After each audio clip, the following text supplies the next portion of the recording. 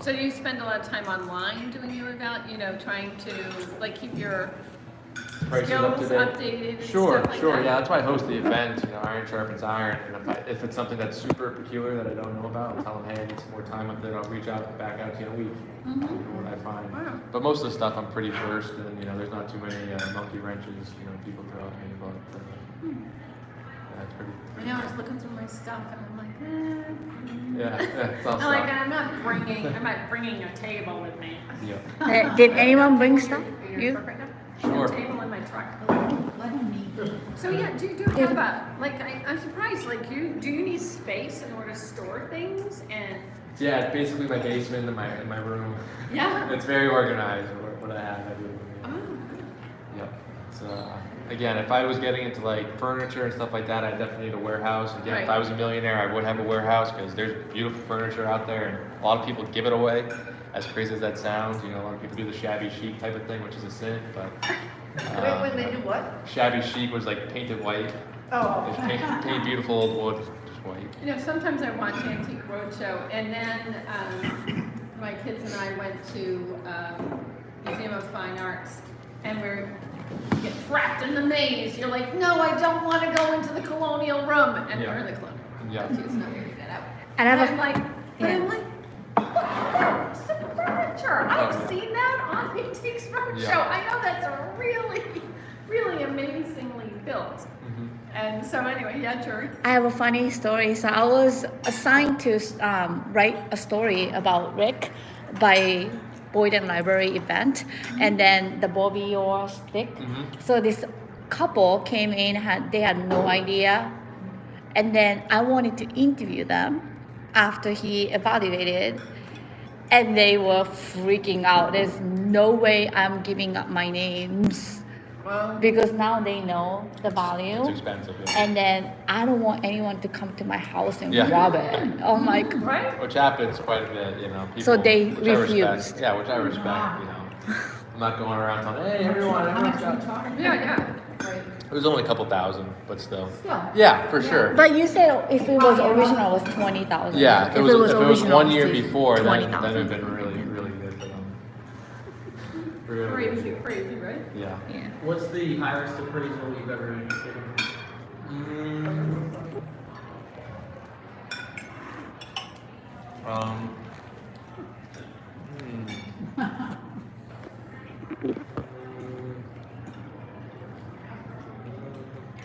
1952 Mickey Mantle, which is his rookie card. A guy brought it in raw condition, which means ungraded. But I looked at it, and it was real. After he graded it, graded a 4, which the grading scale in sports cards, 1 is poor, which looks like you put in your bike spokes, threw it off the wall, shot up the BB gun real bad, and then 10's perfect, beyond perfect. It was a 4, so it's pretty low, but it's from 52, so it's pretty old. Anywho, that card graded in a 4 is about a little over 100,000. Wow. So this was in my shoebox when I was a kid. I was like, well, I wish I had your shoebox. They do that sort of thing. I mean, people can do so much with printing now. Sure. Make it look real. You look for any provenance from it, or? I have loops and high level magnification. It's just the printing quality and technique that's used. For instance, you can fake pretty much anything, but there's always a few telltales. Again, paper quality, the thickness. I've been handling sports cards. Money never works. Yeah. You're talking to the wrong guys, I guess. But yeah, again, it's just handling the stuff over time. You get a feel for how things should look. And again, there's a blemish that's typical on that card in particular. And if it hasn't, it's more times than not real. So it has that and a few other tells. So you really study those things. Oh, for sure. Like I said, sports card is my main passion and stuff growing up as a kid. So Yeah, my parents sold it great. My whole collection of sports cards from the 50s, they sold in a box for $1. it was probably that guy. That guy who brought it in for 100,000. Probably. I think that person's been at Antiques Yeah. Roadshow. I thought this box of cards worth $1 million. You don't see kids really collecting sports cards as much anymore. I don't really like a lot of the sports cards they collect, but a lot of Pokemon cards. You know. Yeah, I buy them. It's crazy. It's better than gold bars. Yeah. Wow. It's even Sure, the even the stuff from like when Chad and I were kids. We're not like the first generation of them. It's crazy. Like it's like the hottest thing because people who are in their low 30s now are having little kids, and they said, "Hey, Jim Bob, I used to collect these when I was a kid." So the little kids are into it, and they still do the TV show. So again, it's like I said, everything's cyclical. It comes back in a trend. Right. It's crazy. Yeah, it's crazy. So what's the most valuable Pokemon card? It's called Charizard First Edition Shadowless. That and a 10's about 100,000. Well, going through my grandson's pile. Yeah. What? So that, Yeah. Oh my Isn't that god. something? what should we be 800. holding? What should we be holding on to now that's gonna be worth $1 million? What am I holding on to? No, no. Oh. I mean, Well, I- what kind of ordinary stuff, like, for example, in the 50s, trade cards, Like Cabbage cards Patch were Dolls. what dime a dozen, right? But now they're worth $100,000. So I'm questioning, what is circulating around now that's ordinary that should be held on to so that in the future it will be worth a lot of money? Because Lou's gonna go up right tonight. on the Yeah. 7-Eleven. What's the adjustment paid now for future? I'd say honestly, like high grade sports cards. I think they are very similar to like artwork, as crazy and goofy as that sounds, because it's artwork to some people, and it's also a nostalgia play. You know, oh, these Pokemon cards, I used to play with them as a kid. So that's all collecting is really. It's a nostalgia. It's a nostalgia dopamine hit. Oh, I had this comic book when I was a kid. So I'd say high grade sports cards, high grade comic books, and even some artwork. There's a couple different gentlemen. Fritz is his name. He's a local artist from about 150 years ago. Franz Fritz. His work has been really hot as of late. I've brokered a couple of his paintings, but again, a couple years ago his paintings were like nothing, and now they're starting to catch trend, and they're $30,000 to $50,000 works. So yeah, high grade old stuff, really nice old stuff is always going to be in trend. What about Cabbage Patch Dolls? Again, they were meant to be collected, so everyone's got them pristine in the box. So they're too early. It's too early for that. Yeah, and again, they were on the more mass-produced side. Right. So, like in collectibles, anything that's collectible from the get-go isn't collectible because everyone kept it pristine in the Right, box and in the exactly, cubby. yeah, It's yeah. the sports cards that were destroyed. Your mom threw them Right, away, yeah. threw them in the fireplace. So you printed this much of them, you know, after people's moms threw them away, and then the good condition ones. So was very it's fine, man. exactly right. On all the cruise ships, they have the art museums. Sure. And they actually spend a fair amount of the time exhibiting the art. Some of it's very good, actually. It's all original art. But then they have seminars to tell you how much it'll be worth in 5 years, 10 years. Really? And it's apparently a really good investment. Is it worth attending those things? I mean, they're not cheap. They're not cheap art. Again, Especially when you don't know anything about the artist or companies like Arts International. sure. So, you know, whatever your budget is, say it's $5,000, $10,000, $100, I'd put that money towards buying like a Salvador Dali lithograph or a Picasso lithograph because those artists are never going anywhere. You know, they're cemented in history. You know, you're basically like, do you want stable growth in an investment, or do you want to try to hit the lottery by buying one of these guys off the cruise ship? So, if I was you, like I said, I'd spend the money on like a Dali or a Rembrandt etching. Yeah, I mean, it's great. You don't want to pop for $5,000, but the other thing is, once you buy it, you're not going to set it up and trade it or. Sure, it's gonna be on the I mean, wall. You know, it's going to hang in the living room. They'll like it, so we'll keep it. Sure. And then I'm out $5,000. Yeah. And my kids will sell it someday, and they'll get probably $30,000. So you need like a little thing on the back, say. Don't sell it. Do you want to share?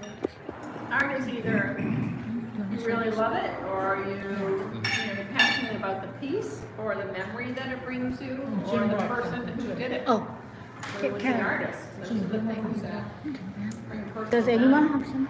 Sorry, what? Let him eat. Oh, So what's that? I don't think they. Okay, yeah. Can you tell everybody?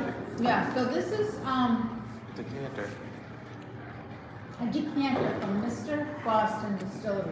Does that Yes, I remember that. Okay. Oh, you brought it for So him. in the late 70s and early 90s, I actually was an inspector for the Bureau of Alcohol, Tobacco, and Firearms.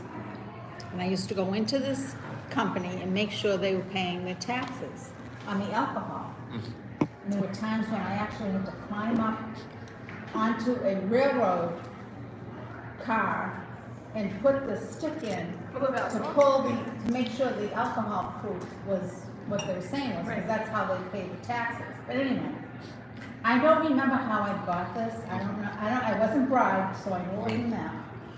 But Oh my gosh. this is a Mr. Boston decanter. And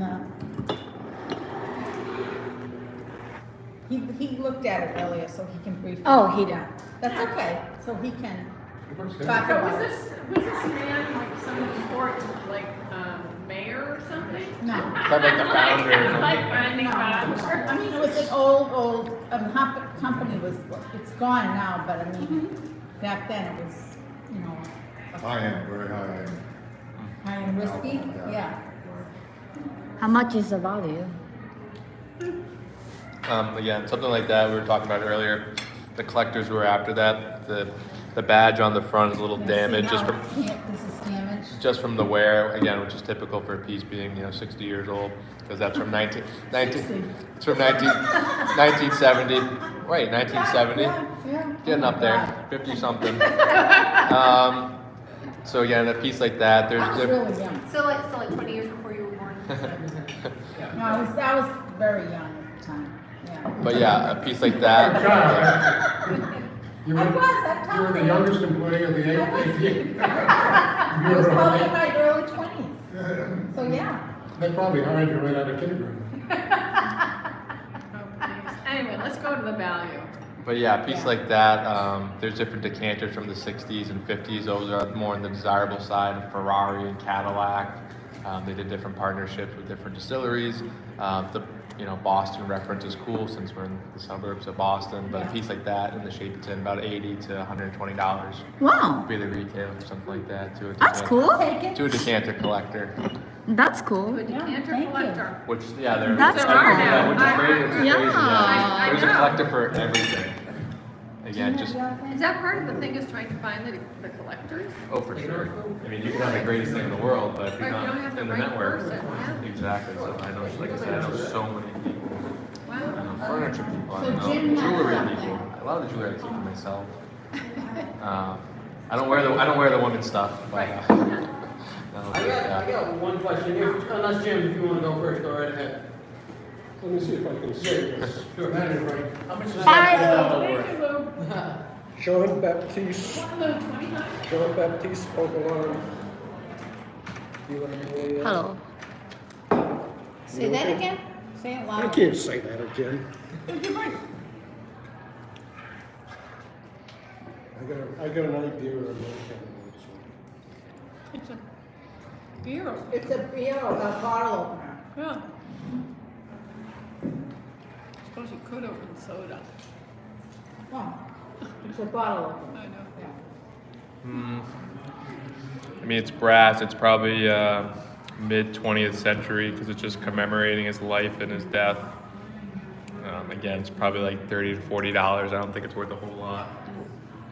I was thinking $1.50. Yeah. Probably, like I said, $30 to $40 if it is, really it is old. French. Like I said, probably 20th century, I think it was early 1900s, mid my 1900s. aunt and uncle went to France. Yep, He died in '67. So. exactly right. Yeah. Yep, 20s, teens or 20s. He probably picked out the cheapest and Yeah. fine for a souvenir. Yep. That's awesome. Anyone else has something?